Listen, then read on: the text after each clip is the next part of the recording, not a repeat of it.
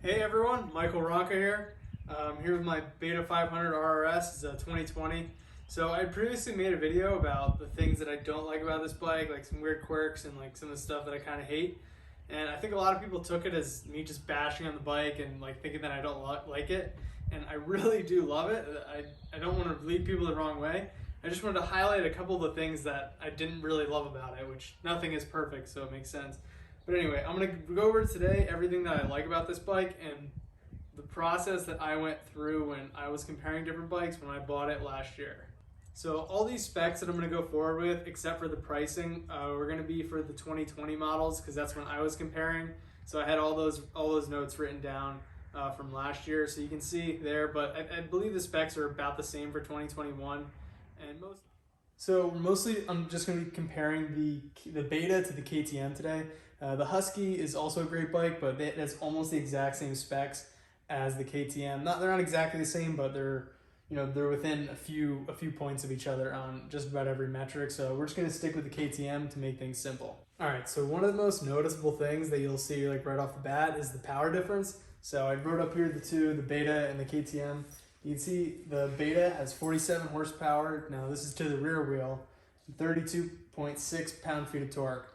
The KTM's coming in at around 39.4 horsepower and 27.7 pound-feet of torque. Like I said, that's all going right to the wheel, so if you look up different figures, they might show different things. But I got these numbers from CycleWorld. They ran the dyno, and you can check out their website, the video that they have, and all that stuff. But you can see the Beta is a pretty clear winner here in terms of power. Now, when I was doing research comparing these two bikes when I was buying mine, what I came across was that they're detuned quite a bit for the street legal ones. The MX bikes would have a lot more power, but one of the reasons that the Beta is able to have a little bit more power is, from what I've read on the forums, it seems like they're a smaller company than KTM, so they're able to fly under the radar a little bit in terms of government regulations since they're a smaller company, and KTM and Husky have to abide by more rules and regulations since they're bigger companies. So that allows them to squeeze a little more horsepower out of it. Now you can get quite a bit more out of both bikes if you do a completely new ECU and a full exhaust system and things like that, but I didn't want to monkey around right out of the box having to buy all new parts for it and tune it and do all this stuff. I wanted it to be ready to go right from the factory and just be a great bike all around. So next up is seat height. You can see the Beta comes in at 37 inches and the KTM is a little bit taller at 37.8 inches. Now, you might have a preference on which one you like. For us shorter guys, the 37 inch is nice. I'm sure any girl would tell you that 0.8 inches is quite a big deal. So it's nice to have a little bit shorter seat height there. Woo, the dog farted. This is brutal over here. I might have to clear out of here for a little while. Next up is the weight of the two of them. So the KTM's got the Beta beat by about 3 pounds. You can see the dry weight is 243 on the Beta and 240 on the KTM. They're like pretty much almost the same, but I think it's better to compare the dry weight than the wet weight because they can have different fuel tank sizes, so then it's not really a fair comparison. So the dry weight, they're almost the same, so the KTM edged out a little bit ahead on this one. So now we got the fuel tank. The Beta comes out a little bit ahead with 2.4 gallons versus the KTM's 2.25 gallons. So I definitely like to have that extra fuel capacity. You never know when you're going to need it. And that equates to at least a handful of miles to help you get out of the woods or wherever you're at. Next up, we got service intervals, which I know everybody likes to talk about because some people just don't really like to do that much work on their bike. So the Beta comes in at 30 hours for the oil change, whereas the KTM you got to do every 15 hours. Now, I know a bunch of people say, But you don't need to do it every 15 hours. That's only if you're on the track. Well, I'm just going by what the manual says, so if you want to bump that up to to 20 or 25, then you should be able to bump this up to 35 or 40. But one of the big reasons of why this has such a long service interval is that the engine oil and the transmission oil are separate, so they're not running through the same thing. The KTM just uses the same oil for the engine and the trans, so I think that's a huge plus for the Beta, and that's one of the reasons I really like this bike. And I'm surprised that the KTMs, they haven't jumped ship over to the other side. If you guys know why there'd be any benefit, hey doggo, if you guys know why there'd be any benefit to having all one oil, besides maybe it's a little easier, you'll need one oil to change it, but you have to change it much more often, please let me know down in the comments because I'd be curious to know what you guys think about that. One thing I want to cover is what tires the bikes come with. So I would do a lot more off-roading with the bike, probably like 90% dirt, 10% pavement. So I was looking for something that was more aggressive and something that could be used right out of the box to go off-roading more. And the KTM comes with, I don't know exactly what the percentage of each for the dirt to pavement is, the rating for the tire, but it's a lot more road oriented than the Beta. The Beta comes with a much more aggressive tire right from the factory, and I didn't want to screw around with, hey, now I just bought a brand new bike and I already need new tires for it right out of the factory, because I really hate going through mud and trying to do hill climbs with more of a street tire. So that's one thing. That's just preference, really depends what you're using it for.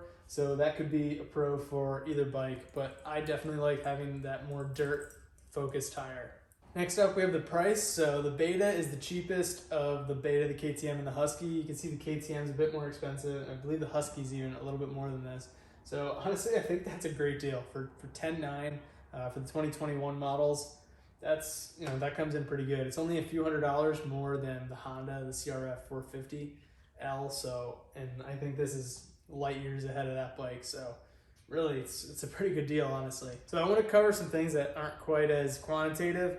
But one of the big major things that I've seen is the screen that they have on there. The Voyager, which I'll throw up here, seems to be a lot nicer than the competitors. And I know some of it might be a little gimmicky with the trail stuff, which I haven't used yet, so I'm not really sure. But it does show you all the basic information, and it's nice to be able to scroll through all those screens and kind of check stuff. Like, it's easy to set a trip meter, check your odometer, check your hours, and the RPM meter works nicely. So I definitely like that over the other models. Honestly, one of my favorite things is that the Beta allows you to put a Kickstarter on. It's kind of expensive. I think it was like $400 with the labor and everything, but it's so nice to just be able to have that backup just in case something happens to your battery or your system.